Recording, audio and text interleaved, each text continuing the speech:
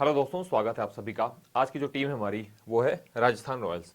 ठीक है, राजस्थान के रजवाड़े। राजस्थान रॉयल्स ने हाल ही में जो मिनी ऑक्शंस हुए थे उसमें कुछ अच्छे परचेजेस देखने को मिले थे वहां पे, और इनका अगर टॉप ऑर्डर की बात करें तो काफी मजबूत दिख रहा है। जॉस बटलर हैं, यशस्वी जायसवाल हैं, संजू सैमसन है जो कि टॉप ऑर्डर में खेलेंगे और काफी मजबूती प्रदान कर सकते हैं। किसी भी सामने वाले जो अपोजिशन के गेंदबाजी है उनको तहस नहस कर सकते हैं। अगर जॉस बटलर का आपने एक सीजन देखा होगा जिस सीजन में वो उन्होंने बहुत शानदार रन बनाए थे, और वैसा कुछ देखने को मिला तो कमाल कर सकती है टीम। तो चलिए, बहुत ज्यादा आपका समय ना व्यर्थ करते हुए हम इस एनालिसिस की शुरुआत करते हैं। चलिए, सबसे पहले हम देख लेते हैं कि इनकी क्या है स्ट्रेंथ। ठीक है, नहीं, स्ट्रेंथ से भी पहले हम देख लेते हैं स्क्वाड क्या है, फिर उसके बाद हम स्ट्रेंथ, वीकनेस, अपॉर्चुनिटी और थ्रेट के बारे में चर्चा करेंगे। स्क्वाड अगर देखें तो बल्लेबाजी की अगर बात करें तो बल्लेबाजी में रियान पराग है, सिमरन हेटमायर है, शिवम दुबे हैं और यशस्वी जायसवाल है। इसमें से एक नाम जो है ये विदेशी खिलाड़ी हैं, सिमरन हेटमायर अच्छे खिलाड़ी हैं, और जो मिडिल ऑर्डर रहता है वहां पे वो काफी विस्फोटक पारियां खेल सकते हैं। आपने कई मैचेस में देखा होगा, आईपीएल में ही देखा होगा, इंटरनेशनल क्रिकेट में देखा होगा, या इसके अलावा जो अन्य जगहों की लीग होती हैं वहां पे आपने इनको देखा होगा। रियान पराग भी काफी अच्छा गया है, इनका डोमेस्टिक सीजन रहा है, काफी अच्छा गया है और काफी एक्सपेक्टेशन होगी राजस्थान रॉयल्स को इनसे। इसके अलावा यशस्वी जायसवाल आप देख ही रहे हैं किस तरह के फॉर्म में चल रहे हैं। टेस्ट हो, वनडे हो, टी20 हो, बहुत जल्दी अपने आप को ढाल लेते हैं, और जिस तरह का परफॉर्मेंस वो कर रहे हैं इस समय, बहुत सारी एक्सपेक्टेशन यशस्वी जायसवाल से भी होगी राजस्थान रॉयल्स को। ठीक है, चलिए आगे देखते हैं विकेट कीपर्स की। विकेट कीपर बहुत सारे हैं इनके पास, अब देखते हैं इनमें से खेलेगा कौन कौन। दो तो यहाँ पे मान के चलिए खेलेंगे, मुझे लगता है तीन खेलेंगे: संजू सैमसन, ध्रुव जुरेल, जॉस बटलर, कुणाल सिंह राठौर और टॉम कोहलर। इनको थोड़ा सा ही मुश्किल लग रहा है कि शायद खेलेंगे कि नहीं खेलेंगे, क्योंकि एक तो मेन ये भी रहता है, बाउंडेशन भी आपको पता होगा कि 11 प्लेयर्स में से आपको 4 ही आप विदेशी खिलाड़ियों को खिला सकते हैं, इससे ज्यादा आप नहीं खिला सकते हैं, तो एक बाउंडेशन वो भी रहेगी। लेकिन मुझे फिलहाल ये लगता है कि ये जो टिकड़ी है तीन, ये यहाँ पे जरूर खेलेगी। ठीक है, चलिए थोड़ा सा मैं इसका कलर चेंज कर देता हूँ, इसको कर देता हूँ व्हाइट। ओके, ठीक है, ये हो गया विकेट कीपर। अब विकेट कीपर के बाद चलिए बात करते हैं किसकी, ऑलराउंडर्स की। ऑलराउंडर्स में डोनोवन फरेरा और रोमन पॉवेल है। रोमन पॉवेल आप मान के चलिए कि 110% ये मैचेस सारे खेलेंगे, क्योंकि मिडिल ऑर्डर में शिमरॉन हेटमायर के साथ ये बहुत अच्छा कंट्रीब्यूशन देख सकते हैं। रियान पराग भी इनके साथ मिलेंगे आपको, तो इनका बहुत अहम रोल होगा। अगर टॉप ऑर्डर किसी दिन कोलैप्स होता है तो फिर मिडिल ऑर्डर इन्हीं को संभालना पड़ेगा। ध्रुव जुरेल हो गए, रोमन पॉवेल हो गए, जैसे हमने बात की, शिमरॉन हेटमायर हो गए, रियान पराग हो गए, इन सभी को वहां पे कंट्रीब्यूशन में वैल्यूएबल कंट्रीब्यूशन देखना होगा।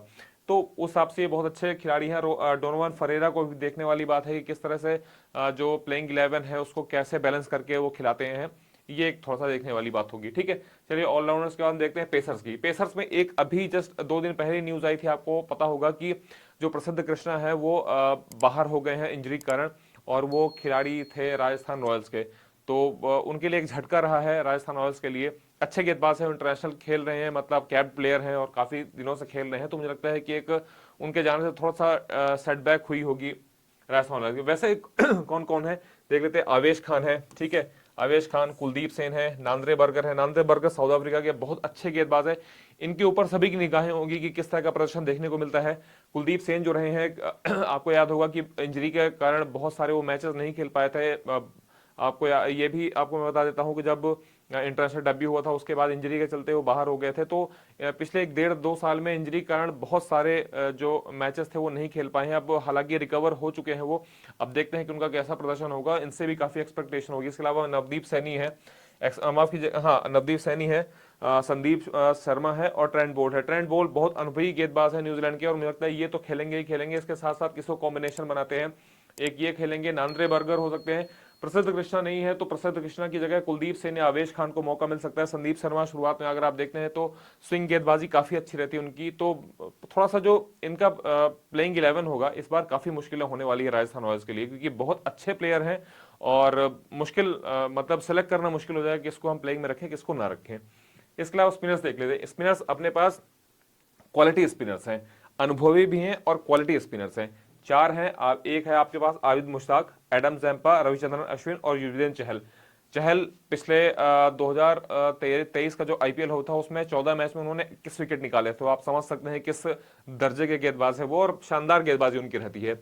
रविचंद्रन अश्विन पुराने चावल है, बल्लेबाजी में भी अच्छा कंट्रीब्यूशन देखने को मिलता है, लेकिन फिलहाल तो जो नजरें रहेंगी वो इस बात पे रहेंगी कि किस तरह से वो विकेट निकाल करके देते हैं, किफायती गेंदबाजी करके देते हैं राजस्थान रॉयल्स के लिए, वो ज़्यादा देखना दिलचस्प होगा। इसके अलावा एडम जंपा ऑस्ट्रेलिया के हैं, शानदार गेंदबाजी इनकी भी देखने को मिलती है, लेग स्पिनर हैं और जितना ये लीग खेलते हैं इससे इनको काफ़ी एक्सपीरियंस हो चुका है और मुझे लगता है कि ये अगर इनका कंट्रीब्यूशन अच्छा रहेगा तो अच्छी अच्छी टीमों को एक खोल करके रख देंगे। ठीक है, ये तो हो गए अपने स्क्वाड हो गए। अब चलिए देखते हैं, अब यहां से स्ट्रेंथ देखते हैं। ठीक है, स्ट्रेंथ में अगर आप बात की, जैसे हमने बात की थी शुरुआत में ही कि मजबूत टॉप ऑर्डर है इनका, मजबूत टॉप और मिडिल ऑर्डर।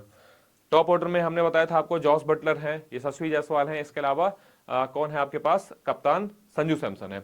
इसके अलावा रियान पराग आपको मिडिल ऑर्डर में मिलेंगे, रॉबिन पॉवल मिडिल ऑर्डर में मिलेंगे, शेवरॉन हेटमायर मिडिल ऑर्डर में मिलेंगे। तो ये जो 6 प्लेयर्स आप देखेंगे शुरुआत के, तो ये बहुत ही घातक खिलाड़ी हैं। अगर अपने पे आ गए तो किसी भी टीम की तहस नहस कर सकते हैं, गेंदबाजी के तो फाड़ के रख देंगे। हम वही चीज बता रहा था कि अगर आप हेटमायर की बात करिए तो हेटमायर ने आईपीएल 2023 में 152.28 की स्ट्राइक रेट से 300 रन बनाए थे। शानदार परफॉर्मेंस रही थी पिछले साल उनकी।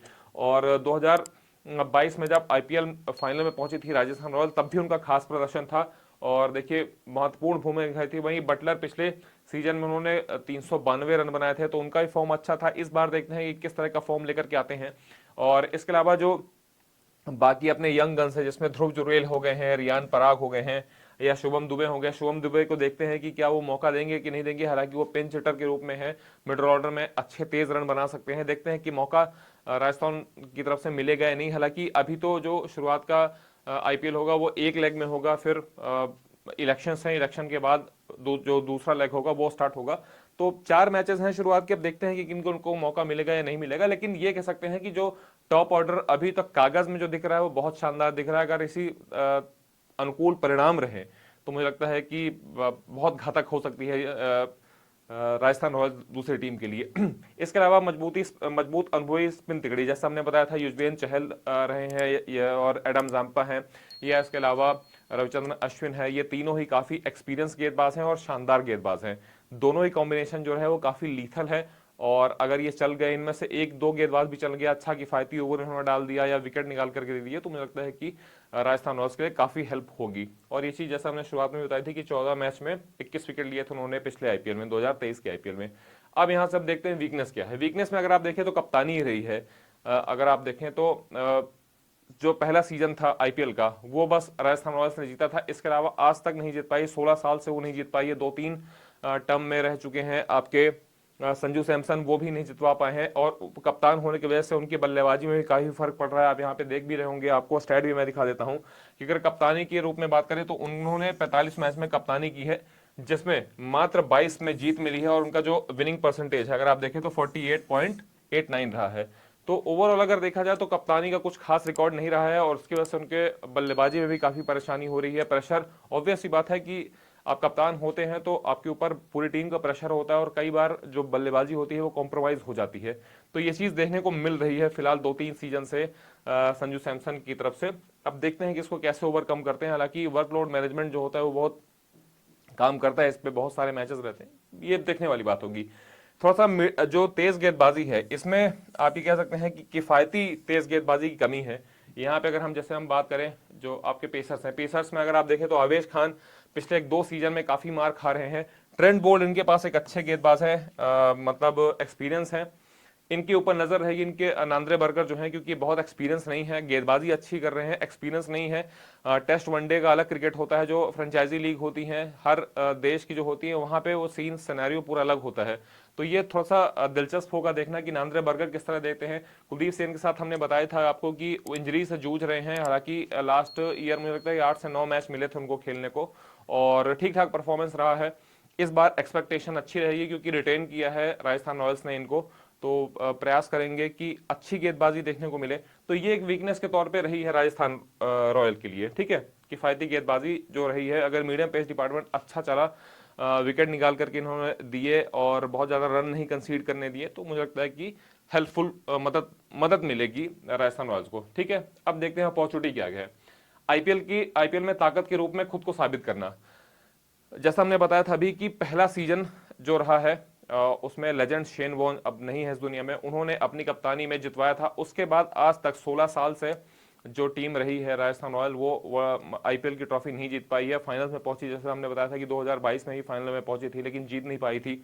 तो अब वो एक ताकत रही है, शुरुआत का आप पहला सीजन जीते हैं तो वो ताकत रही है, अब वो ताकत थोड़ा सा खो गई है आप ये कह सकते हैं, और आप आईपीएल ट्रॉफी जीते, उस ताकत को दोबारा आप जन्म दें, उसको दोबारा आप लेकर के आए, तो मुझे लगता है कि ये एक बहुत बड़ी अपॉर्चुनिटी रहेगी। इसके अलावा एक नई पहचान बनाने के लिए भी कई सारे जो खिलाड़ी हैं, नए खिलाड़ी आए हैं, वो अपनी पहचान भी बना सकते हैं, जिसमें आप देखेंगे शुभम दुबे हैं, टॉम कोहलर कैडमोर हैं, और भी कई सारे ऐसे खिलाड़ी हैं जो इस फ्रेंचाइजी से जुड़े हैं। बहुत अच्छी फ्रेंचाइजी है, आपने देखा होगा कि यंग गन्स को हमेशा ही मौका दिया है इन्होंने, नए खिलाड़ियों को उन्होंने अपॉर्चुनिटी दी है, तो उनके लिए भी बहुत बड़ा मौका होगा कि अपने आप को इस बड़े स्टेज में, इस दुनिया की सबसे बड़ी क्रिकेट लीग में अपने आप को साबित करें और इंटरनेशनल क्रिकेट में अपनी एक मतलब पहचान बनाने के लिए प्रयास करें। तो मुझे लगता है कि अच्छी अपॉर्चुनिटी है इन सभी खिलाड़ियों के लिए। ठीक है, अब देखते हैं कि थ्रेट्स क्या है। थ्रेट्स देखिए, शक्तिशाली फिर भी inconsistent middle order. Inconsistent middle order कहने का मतलब ये है कि रन जो बन रहे हैं मिडिल ऑर्डर में, जैसे हमने बात की थी कि कौन कौन रहेगा, रियान पराग आपको मिलेंगे, शिमरॉन हेटमायर मिलेंगे, रोमन पॉवेल मिलेंगे, ध्रुव जुरेल मिलेंगे, ये सभी खिलाड़ी मिलेंगे। पावरफुल तो हैं, इनके बारे में आप सभी को पता है किस कैपेबिलिटी के ये सभी बल्लेबाज हैं, लेकिन सबसे बड़ी बात ये आती है डिलीवरी की। आप क्या डिलीवर करेंगे मैच के बीच में, जहां पे अपॉर्चुनिटी होगी वहां पे क्या आप उस रोल को निभाने के लिए आप तैयार हैं, या उस रोल को आप निभा पाएंगे, ये सबसे बड़ा सवाल है। जैसा हमने यहाँ पे देखा है कि रोहमान राज का पहले ही मध्यक्रम में मुख्य आधार आप कह सकते हैं शिमरॉन हेटमायर है, बेस है कहीं ना कहीं शिमरॉन हेटमायर के ऊपर बेस पूरा टिका हुआ है राजस्थान रॉयल्स का।